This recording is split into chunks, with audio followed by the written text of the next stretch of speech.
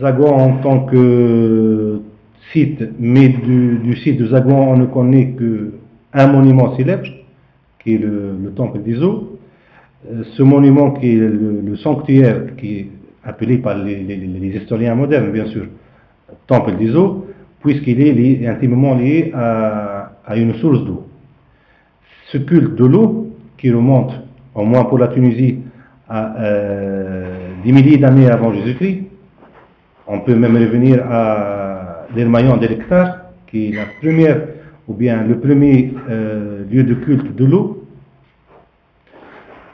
Donc, dans cette continuité, dans cette vénération des sources naturelles, qui est ici l'eau, que vient notre fameux sanctuaire de l'eau.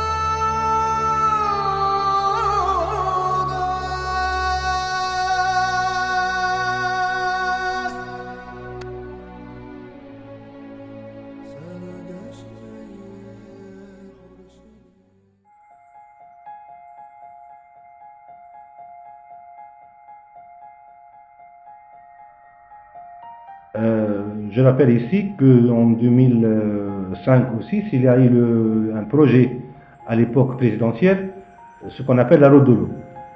L'objectif de ce projet, c'est de valoriser et de faire de ce complexe hydraulique Zagouan-Carthage un circuit touristique, ce qu'on appelle circuit thématique.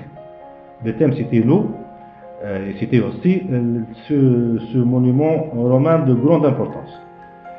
Ce projet, on a commencé à l'exécuter en 3 parties en principe. La partie Temple d'Izo, la partie Aqueduc et la partie Malk. À Zagouan, les choses ont avancé.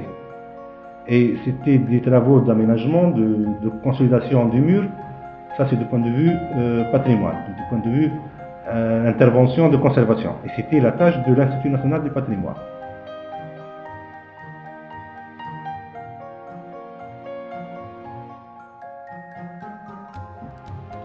Pour le circuit fermé, 3 critères prioritaires prévalent.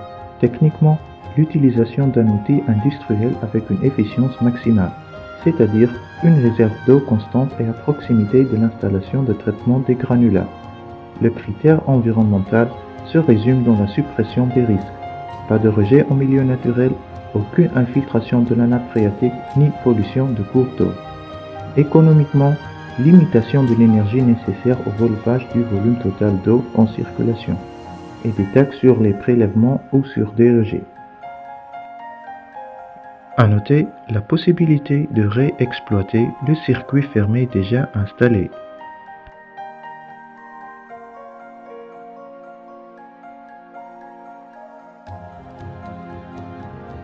L'installation de spots lumineux dans les niches permet de valoriser les statues romaines du temple. De plus, cette technique permet une exploration meilleure de la chambre de Neptune, au-dessous de laquelle il y a la source d'eau.